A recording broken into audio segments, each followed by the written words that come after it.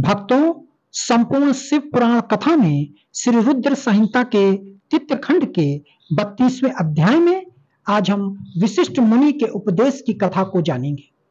ब्रह्मा जी बोले, हे नारद, हिमालय के कहे वचनों को सुनकर महर्षि वशिष्ठ बोले, हे शैलराज, भगवान शंकर इस संपूर्ण जगत के पिता हैं और देवी पार्वती इस जगत की जननी। शास्त्रों की जानकारी रखने वाले उत्तम मनुष्य वेदों में बताए गए 3 प्रकार के वचनों को जानता है।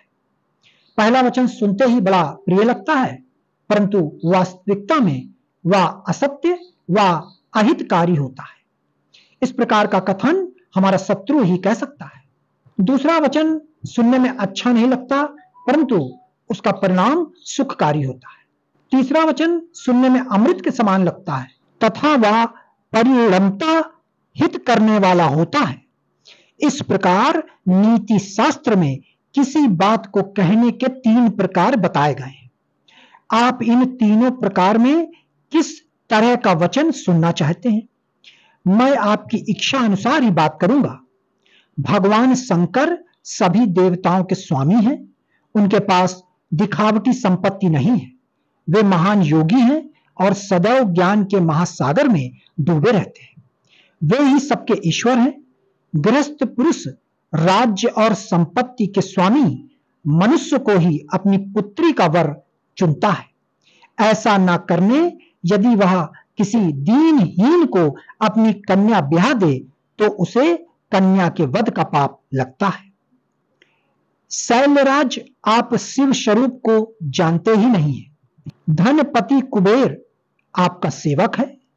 कुबेर को यहां धन की कौन सी कमी है? जो स्वयं सारे संसार की उत्पत्ति, पालन और संहार करते हैं, उन्हें भोजन की भला क्या कमी हो सकती है?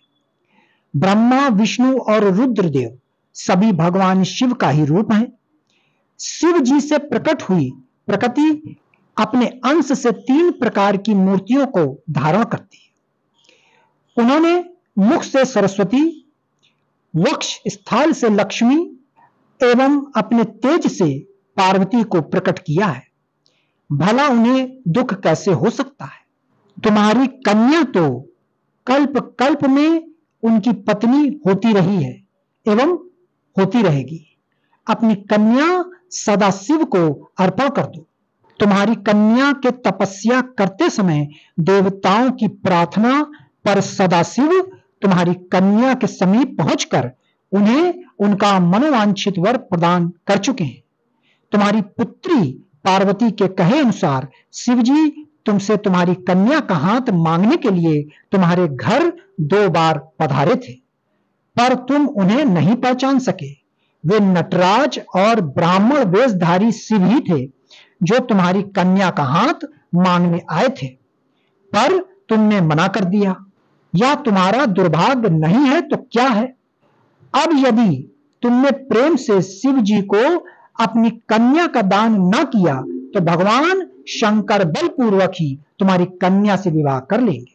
शैलेंद्र, यह बात अगर आप ठीक से नहीं समझेंगे तो आपका अस्तित्व ही समाप्त हो जाएगा। आपको शायद ज्ञात नहीं है कि पूर्व में देवी शिव ने ही प्रजापति दक्ष की पत्नी के गर्भ से जन्म लिया था और सती के नाम से प्रसिद्ध हुई थी।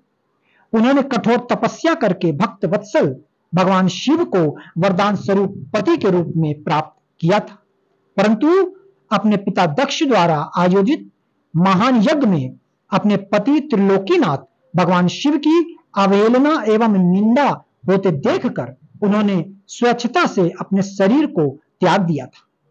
वहीं साक्षात जगदम्बा इस समय आपकी पत्नी मैना के गर्भ से प्रकट हुई है और कल्याणमयी भगवान शिव को जन्म जन्मांतर की भांति पति रूप में पाना चाहती है।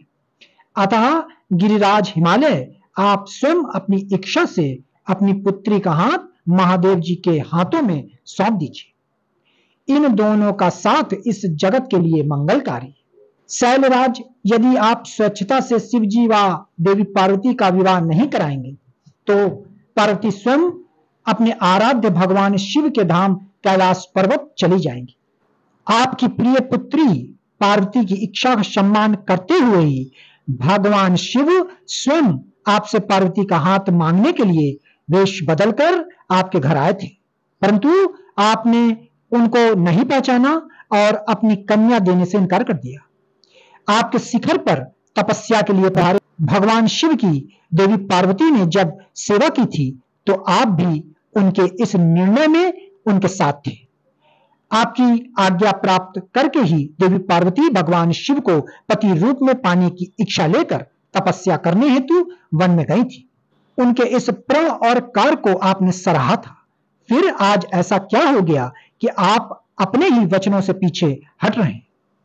भगवान शिव ने देवताओं की प्रार्थना स्वीकार करके हम सप्त ऋषियों को और देवी अरुधनी को आपके पास भेजा है, इसलिए हम आपको यह समझाने आए हैं कि आप पार्वती जी का हाथ भगवान शिव के हाथों में दे दें। ऐसा करके आपको बहुत आनंद मिलेगा। भगवान शिव ने तपस्या के पश्चात प्रसन्न होकर देवी पार्वती को यह वरदान दिया है कि वे उनकी पत्नी हों। भगवान शिव परमेश्वर है, उनकी वाणी कदापि असत्य नहीं हो सकती, उनका वरदान अवश्य सत्य सिद्ध होगा। इसलिए हम सप्त ऋषि आपसे यह अनुरोध कर रहे हैं कि आप इस विवाह हेतु प्रसन्नतापूर्वक अपनी स्वीकृति प्रदान करें। ऐसा करके आप अपने परिवार का ही नहीं समस्त मानव और देवताओं का कल्याण करेंगे। भक्तों, आगे की कथा श्री रुद्र संहिता तीर्थ खंड का 33वां अध्याय अवश्य सुने। ओम नमः शिवाय।